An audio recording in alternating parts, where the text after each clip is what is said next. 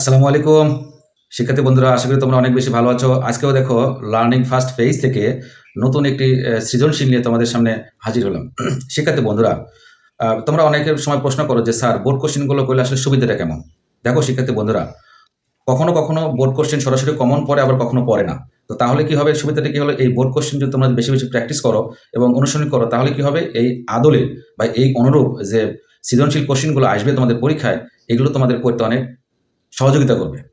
আর এই কারণেই যে কোনো অধ্যায়ের বেশি বেশি সৃজনশীল প্রশ্নগুলো বেশি বেশি অধ্যয়ন করতে হবে, যাতে করে তোমরা খুব অল্প সময়ে পরীক্ষায় ভালো নাম্বার পেতে পারো। তো চলো আমরা আজকে ত্রিকোণমিতির আরো একটি গুরুত্বপূর্ণ সৃজনশীল দেখে নিই। দেখো আমাদের প্রশ্ন বলা আছে cot a plus cos equals to x এবং cot a minus cos equals to y. ক নম্বরে কি বলা আছে, দেখো tan 5 ইকুয়ালস টু cot 5 এ হলে a এর মান আমাদের নির্ণয় করতে হবে। খ নম্বরে কি বলছে, প্রমাণ করো যে x square minus y square is divided by 4 whole square equals to x y. গ নম্বরে এক্স ভাগ y equals to 2 plus root 3 is divided by 2 minus root 3 হলে দেখো ব্র্যাকেটের মধ্যে আছে tan স্কোয়ার এ প্লাস হাফ এর মান আমাদের নির্ণয় করতে হবে। তাই তো শিক্ষার্থী বন্ধুরা, দেখো এই অঙ্কটা কত সহজে আমরা করি। চলো ক নম্বরটা দেখি। ক নম্বরটা আমাদের কি বলা আছে, দেখো tan 5a equals to cot 5a। তাই তো শিক্ষার্থী বন্ধুরা, এখন খেয়াল করি আমরা, দেখো tan 5a, এখন দেখো আমরা এই কটটাকে টেনে নিয়ে আসবো। আমরা কিন্তু জানি আসলে, দেখো cot equals to 1 divided by tan a। শিক্ষার্থী বন্ধুরা, এখন একটা জিনিস খেয়াল করো, এখানে কিন্তু দেখো থিটা কিন্তু আসলে দেখো 5a কিন্তু দেখো আছে, কিন্তু থিটা কনসিডার করি আমরা 5a হিসেবে। তাহলে এখন দেখো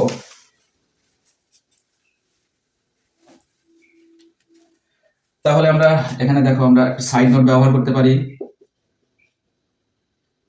cot a অর্থাৎ cot থিটা ইকুয়ালস টু আমরা লিখতে পারি 1 ডিভাইডেড বাই tan থিটা। তাই তো শিক্ষার্থী বন্ধুরা, দেখো এখন খেয়াল করো,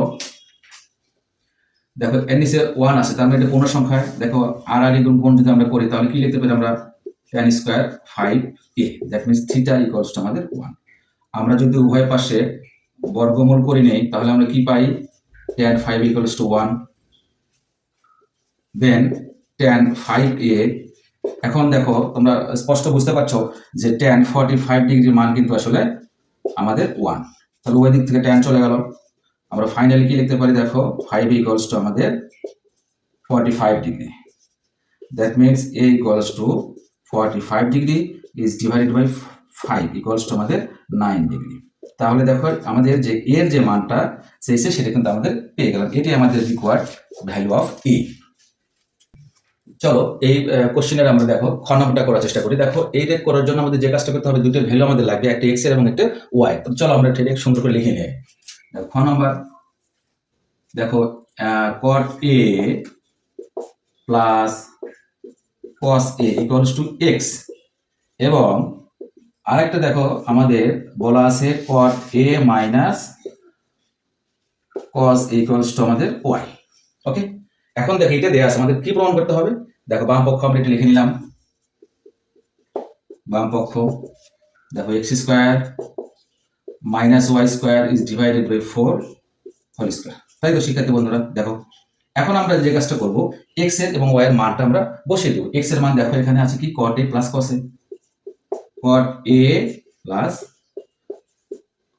cos a whole square minus, অনুরূপভাবে দেখো আমাদের ওয়াই এর মানটা আমরা বসিয়ে দিলাম। ওয়াই এর মানটা কি আছে, cot a minus whole square, okay, is divided by 4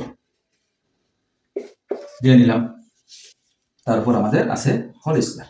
ওকে, এখন দেখো শিক্ষার্থী বন্ধুরা, দেখো এখন আমরা এখানে কিন্তু একটা অনুসিদ্ধান্ত আমরা কিন্তু জানি, সেটা হচ্ছে কি, দেখো 4ab ইকুয়ালস টু আমরা লিখতে পারি a plus b whole square minus a minus b whole square. এটা কিন্তু আমরা জানি।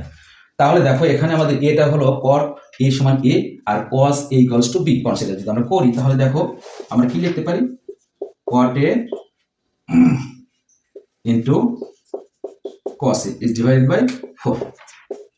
ওকে, এখন দেখো 4 4 কেটে গেল, তার মধ্যে ফাইনালি কি থাকলো আমাদের, দেখো এই স্কোয়ারটা কিন্তু দুটোর উপরে আছে, তার মানে cot square a into cos square a পর্যন্ত আমরা নিয়ে আসলাম। এখন তারপরে দেখো শিক্ষার্থী বন্ধুরা, এখন এই জায়গাটা আমরা যে কাজটা করব, দেখো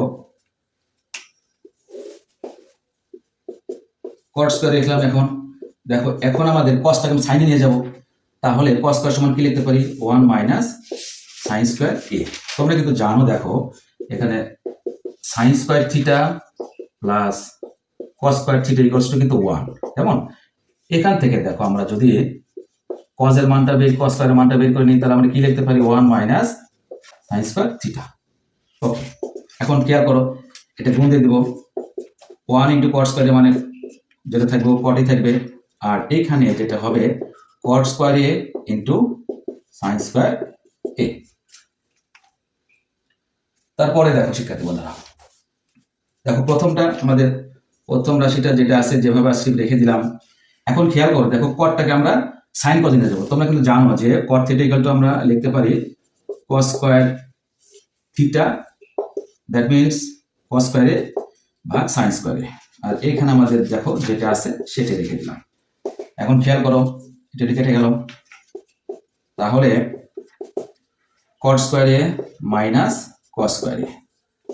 ঠিক আছে বন্ধুরা, দেখো খেয়াল করো, এটা দেখো এ স্কয়ার মাইনাস বি স্কয়ারের ফর্মুলা কিন্তু আমরা ব্যবহার করতে পারি। তোমরা কিন্তু জানো যে a square minus b square equals to কি লিখতে পারি, a plus b into a minus b. তাহলে আমরা লিখতে পারি, দেখো cot A plus cos a into cot A minus cos a. Okay, এখন খেয়াল করো, আমাদের দেখো জাস্ট মানটা আমরা বসিয়ে দেবো। দেখো এই যে cot A plus cos equals to x এবং cot A minus cos equals to y. তার মানে দেখো আমাদের লিখতে পারি এক্স ওয়াই। দেখো আমাদের রাইট সাইডে কি বলছে, রাইট সাইডে বলছে x y equals to right hand side প্রমাণিত। আশা করি তোমরা বুঝতে পারো। দেখো এই প্রশ্নে আমরা গ নাম্বারটা করি। গ নাম্বারে কি বলা আছে, দেখো শিক্ষার্থী বন্ধুরা, এক্স ভাগ y equals to 2 plus root 3 divided by 2 minus root 3 হলে tan স্কয়ার এ প্লাস হাফ এর মান আমাদের নির্ণয় করতে হবে। দেখো এখান থেকে আমাদের যে কাজটা করতে হবে, এখান থেকে আমাদের এর মানটা, তো সূক্ষ্মকোণ এ যেটা আছে এটার মান বের করতে হবে। তাহলে দেখো কন্ডিশনটা লিখে নিই। গ number, cot a plus cos a equals to x এবং দেখো cot a minus cos a equals to y। Okay, খেয়াল করো, অতএব x ভাগ y দেখো 2 plus root over 3 is divided by 2 minus root over 3। তাই তো শিক্ষার্থী বন্ধু, দেখো আমরা প্রদত্ত যে সমীকরণ সেটা কিন্তু আমরা লিখে নিলাম। এখন দেখো খুব ঠান্ডা মাথায় খুব সুন্দর করে মানটা বসিয়ে দেবো। দেখো x এর মানটা কি আছে বসিয়ে দিলাম। দেখো cot a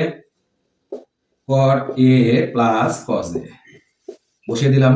y এর মানটা কি দেখো, cot a minus cos a। Okay, equal to দেখো রাইট সাইডে আমাদের যেটা আছে সেটি আমাদের লিখে দিলাম। ওকে, দেখো শিক্ষার্থী বন্ধুরা, এই যখন এরকম একটা সিচুয়েশন থাকবে তখন তোমরা কিন্তু যোজন বিয়োজন করে ফেলবে। যোজন বিয়োজনের নিয়মটা দেখো, খুব ঠান্ডা মাথায় নিয়মটা মনে রাখো। দেখো লবে যেটা থাকবে সেটা আমরা উপরে লিখবো, নিচেও লিখবো। তাহলে কি দাঁড়ালো, দেখো cot a plus cos a লিখে নিলাম। দেখো নিচেও লিখলাম, কিন্তু দেখো ওকে, দেখো যোজন মানে যোগ, বিয়োজন মানে বিয়োগ। এখন খেয়াল করো, আমাদের বাদ গেলে কিন্তু হরেরটা, তাহলে হরটা যদি প্লাস কনসিডার করি তাহলে কি হবে, দেখো প্লাস দিয়ে গুণ দিলে কিন্তু আমাদের যে সাইন সেটাই থাকলো। কেমন, এখন মাইনাস, মাইনাস কনসিডার করো, তাহলে মাইনাস cot a, এই মাইনাসে মাইনাসে প্লাস। ওকে, এটা আসলো। দেখো সেম ভাবে কিন্তু আমরা ডান সাইডটা আমরা ঠিক করে নেব। কেমন, তাহলে দেখো 2 প্লাস রুট 3, 2 প্লাস রুট 3। দেখো উপরে লিখে নিচে লিখলাম, যোজন মানে যোগ লিখে নিলাম, বিয়োজন মানে বিয়োগ। ওকে, চিহ্নটা দিলাম। এখন দেখো 2 মাইনাস রুট 3 আর 2, এই মাইনাসে মাইনাসে কি হয়ে যাবে এখানে প্লাস। ওকে, এখন খেয়াল করো, দেখো কাটাকাটি করার চেষ্টা করি আমরা।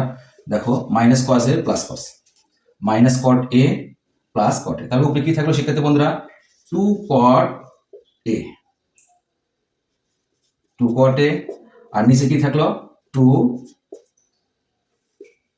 cos a ইকুয়ালস টু, খেয়াল করো রাইট সাইডে কি থাকলো, দেখো কেটে গেল, তাহলে 4 থাকলো, আর নিচে থাকলো দেখো √3 আর √3 যদি আমরা যোগ করি তাহলে কত হবে 2√3। ওকে,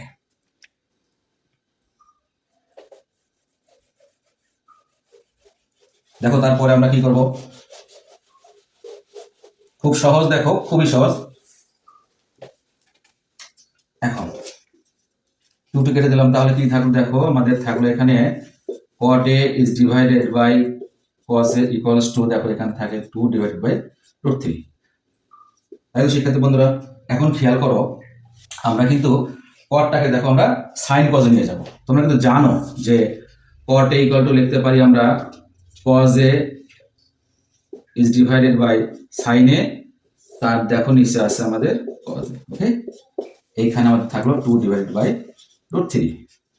এখন দেখো উপরে কিন্তু ভগ্নাংশ লব আছে, হর আছে, নিচে কিন্তু দেখো কোনো কিছু নেই, তার মানে কি নিচে শুধুমাত্র cos a আছে, তার মানে আর নিচে আমাদের 1 ধরে নিব। কেমন, তাহলে নিয়মটা হলো দেখো cos a অর্থাৎ প্রথম ভগ্নাংশ যা আছে তাই লিখে নিলাম, এখানে আমরা ভাগ ব্যবহার করেছি, তাহলে গুণ হবে, গুণ যখনই হবে তখন কিন্তু দ্বিতীয় ভগ্নাংশের হরটা লব হয়ে যাবে আর লবটা হর হয়ে যাবে। তাহলে আমরা লিখতে পারি দেখো এটা 2 ডিভাইডেড বাই √3। এখন দেখো শিক্ষার্থী বন্ধুরা, দেখো এটা কেটে গেল, তাহলে 1 divided by sin a equals to আসলে আমাদের 2 ডিভাইডেড বাই √3। দেখো তারপরে কি করা যায়, সুতরাং sin a সমান লিখতে পারি, দেখো আমরা যদি বিপরীতকরণ করি তাহলে কি লিখতে পারি √3 ডিভাইডেড বাই 2। এখন খেয়াল করো √3 ডিভাইড বাই 2, সাইন কত ডিগ্রি মান আছে, সাইন হলো 60 ডিগ্রির মান হলো √3 ডিভাইড বাই 2। তাহলে আমরা লিখতে পারি কি a ইকুয়ালস টু 60 ডিগ্রি। দেখো শিক্ষার্থী বন্ধুরা, কখনো কোনো বোর্ড কোশ্চেন কিন্তু দেখবে বা কোনো প্রশ্ন দেখবে যে এই a এর মানই কিন্তু বের করতে বলে, অনেক সময় বলে যে সূক্ষ্মকোণ a এর মান নির্ণয় করো। দেখো এটা কিন্তু আমরা একটা সলিউশন পেয়ে গেলাম। আমাদের প্রদত্ত যে কোশ্চেনটা কি বলা আছে, দেখো tan square a plus half এর মান নির্ণয় করতে হবে। চলো আমরা এখন মূল রাশিতে চলে যাই।